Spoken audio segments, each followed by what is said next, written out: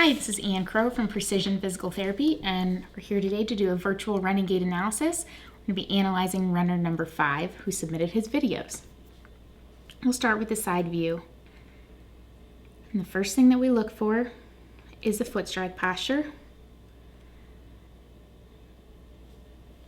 And we're looking at he's heel striking, and what that means is we see that part of the foot contact the ground first. We see a little bit of an increased angle of the foot with the ground.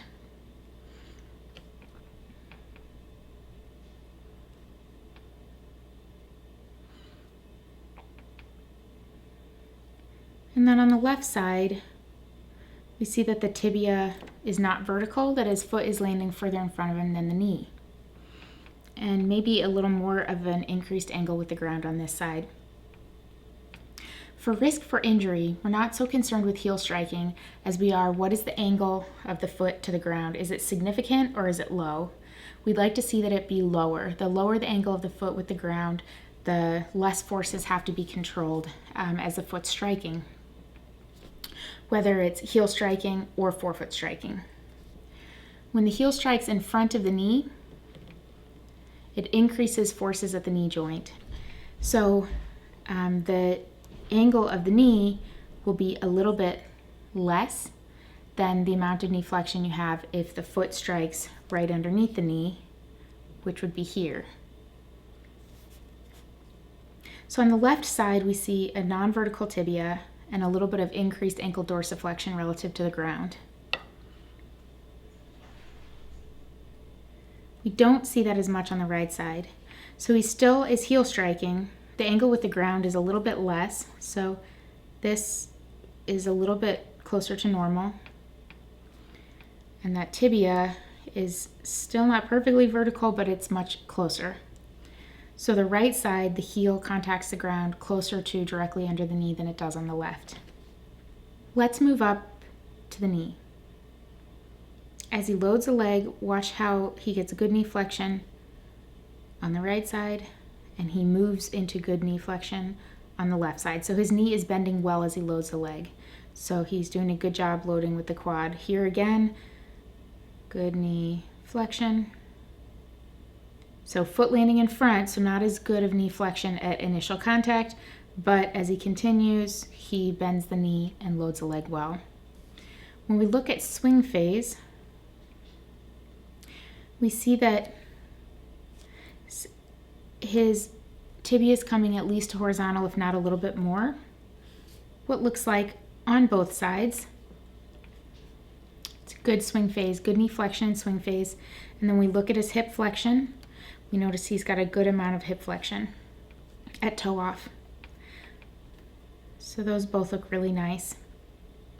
We also see that he keeps his spine relatively in neutral all the way through hip extension. So he has a good amount of his leg is moving behind him. He has a good amount of hip extension range, and it's not coming from his spine. He's keeping his spine relatively still. So we don't see the pelvis tilt forward.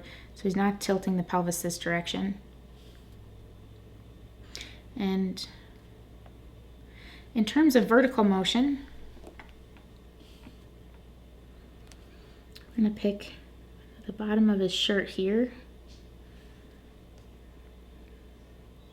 And then when we look at a high point, the bottom of his shirt is here. He has a normal amount of vertical oscillation of the center of mass. We do not notice an increase in vertical oscillation. Notice that he's got a nice arm swing. His arms are not crossing over his body. His elbow is flexing. So there, his elbow is most bent.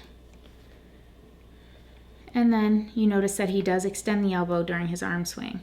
So he's moving the elbow well as moving the shoulder well. So here his elbow is in line with his trunk. And here his elbow moves behind his body and he's in shoulder extension. He has a nice arm swing. And it's nice, it's in what we call the sagittal plane. So his arms are moving forward and back. They're not crossing over, and he's getting motion both from the elbow and the shoulder joint. We talked about how during hip extension, his spine is not arching. He's also maintaining his body in a nice forward-leaned posture. In summary, from the side view, the primary problem that we see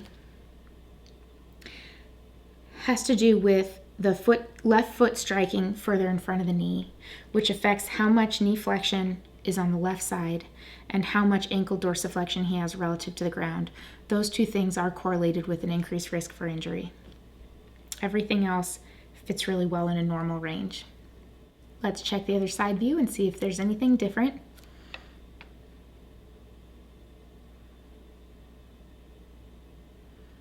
So there we see the heel striking in front of the knee again.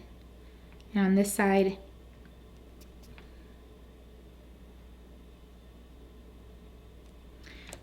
the leg is closer to the tibia is closer to vertical, so we see closer to vertical on that side.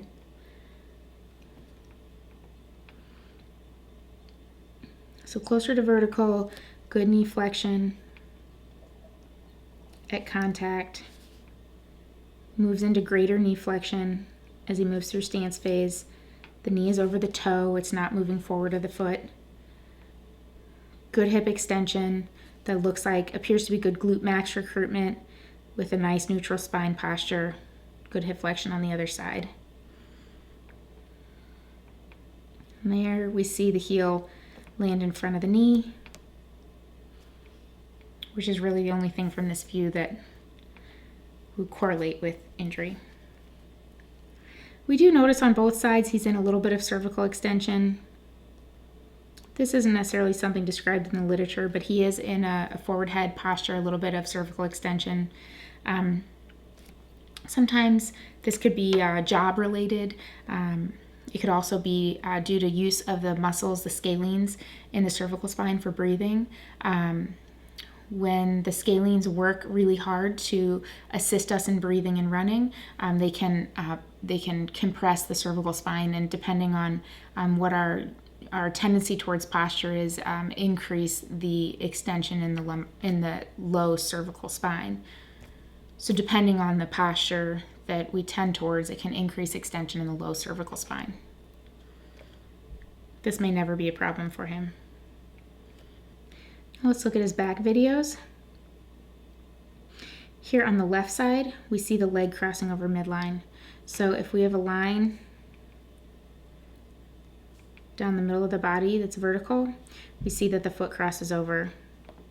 And this is important relative to what's happening with glute med weakness, not max. And we see an increase in angle of the foot here. When the leg crosses over midline, this direction, the foot must still be flat with the ground. So in order for it to be flat with the ground, we have an increased angle of pronation.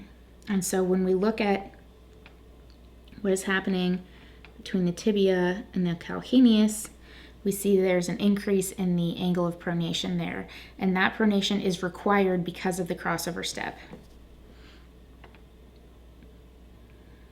This may be solely because of glute weakness, but it also may be because of posterior tib weakness. So this calcaneal motion is significant, and the posterior tib is on this side of the calf and should be controlling the slow lowering of the ankle, and so, or the slow lowering of the arch of the foot. And so this may be a combination, glute med and posterior tib. It may be just glute med. Since we do see on the other side this quick pronation and an increased amount of motion at the calcaneus, I would want to test posterior tib weakness in the clinic just to know if it's contributing or not. This is the only step where he looks to be leaning his trunk to the side, and we know that if there's some glute med weakness, the trunk will lean further to the side to compensate for that. This side does not appear to cross over midline.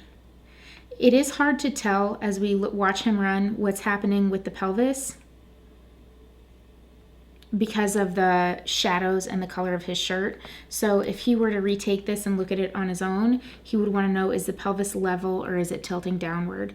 So if there's a downward tilt as he's loading the leg, then that is another indicator of glute med weakness. From this video, I can't tell you definitively if that's happening, but we know that that hip adduction that we see here is generally a sign of glute med weakness or poor lateral stability, or the glute med is just strong at a longer length. We need to be strong at a shorter position. Just as a reminder, so if we say the pelvis is here and the femur is here, the glute med is in this area, and it pulls the femur out this direction so that the leg then no longer crosses over midline of the body. So it brings the leg further out.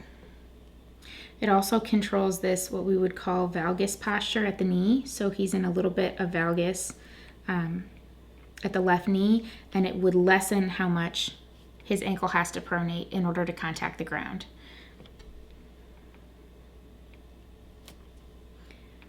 You notice no signs of TFL IT band stiffness here. We see that the foot is straight up and down on both sides. So he's not getting any tibial lateral rotation during swing phase. We didn't notice any signs of hip flexor stiffness from the side view either. We also notice from this view that he's got his arm swing appears to be in the sagittal plane. So we don't see any crossover. It's not a significant trunk lean side to side. So all of those things look really good. Now we're going to look at the front view. Watch what happens when his left foot contacts the ground relative to the right. So here, remember, the left side is striking further in front of the knee with a non-vertical tibia. And when that happens, we notice this knee valgus position. So let's bring him a little closer to the camera. Right there. So we see both the ankle turns in and the knee turns in. And that knee valgus that's a little exaggerated, but that's the direction the leg is angling. That is also the leg that was crossing over midline. So on the left side, the heel is landing in front of the knee, which is an increased risk for injury. And there's increased knee valgus that we see happening during loading, where the knee's turning inward, means the knee is rotating this direction, where the femur rotates underneath the patella. So we have increased forces at the patella because the foot's landing in front of the knee, increased forces at the patella because the femur's rotating underneath the knee, and potentially some of these things may be affected by the crossover step, which requires increased pronation at the ankle direction. So that increased pronation makes more difficult to control the knee valgus because of the crossover step. So always the question of the chicken and the egg. I would always start with the hip and test what's happening with the glute med, and then after that follow it up with is there sufficient strength in the posterior tib at the ankle. You never just want to run with the leg wider. We want to see what's causing that. And are there any postures or patterns in daily life that are lengthening the left glute that are not lengthening the right? Has there been any history of knee injury on the left side that wasn't present on the right? So we don't know that for this runner. But here, we don't see that same pattern as he loads the right leg. So a little bit of ankle pronation that appears to be in the normal range from this view. We thought it was maybe a little increase in the back view, but then definitely increased ankle pronation and knee valgus on the left loaded side.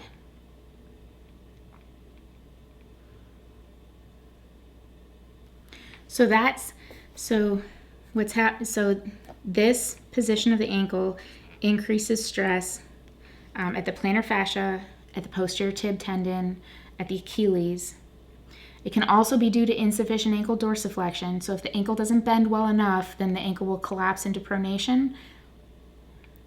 Here it looks like it has more to do with the lateral plane. This rotation of the knee in addition to the side view where we saw the heel land further out in front of the knee, these things are all occurring at the same time, with the left leg being loaded as opposed to the right. So these patterns, the increased pronation, the dynamic knee valgus, and the heel strike in front of the knee with a non-vertical tibia, do increase risk for injury at the knee and potentially at the medial at the inside structures on the left foot and ankle. We're not sure about hip drop. His spine posture looks great. His forward lean looks great. His hip and knee flexion and swing phase look great. His knee loading as he's accepting force into the knee looks good on both sides. There's not quite enough knee flexion on the left side because of how the heel is striking where the tibia is angled. And his vertical oscillation is normal. So we don't know about his cadence. He's got a good ability to control rotation. He's using his energy to move forward really well. So he's not moving up and down. He's not rotating across. He's using his energy to go forward. So overall, a really nice gait pattern. Thank you so much, Runner 5, for submitting your videos. I hope that's a helpful summary for you. If there's anything else I can do in the future, please contact me. And thanks for tuning in.